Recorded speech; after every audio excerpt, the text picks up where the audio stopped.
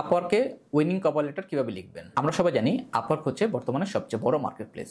আজকে আমি বলবো আপওয়ার্কে কিভাবে আপনি উইনিং কভার লেটার লিখবেন জব প্রপোজাল পাঠানোর সময়। Start by reading the job description carefully. প্রথমেই আপনি বুঝে নিন ক্লায়েন্টের রিকোয়ারমেন্ট, স্কিল। এতে করে আপনি কভার লেটার গুছিয়ে লিখতে পারবেন। Taylor your cover letter to the specific job. আমরা অনেক কভার লেটার কপি পেস্ট করি, এটা করা যাবে না। প্রতিটি কভার লেটার আলাদাভাবে লিখতে হবে। Be clear and concise.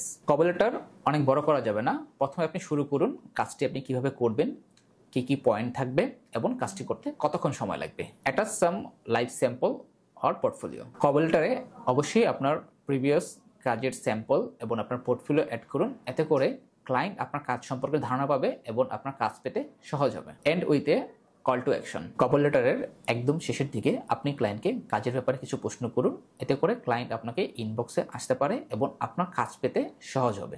এছাড়াও আপনি ক্লায়েন্টকে ভিডিও অথবা অডিও কলে আসার অনুরোধ করতে পারেন। এভাবে কভার লেটার লিখলে আপনার আপওয়ার্কে জব পেতে সহজ হবে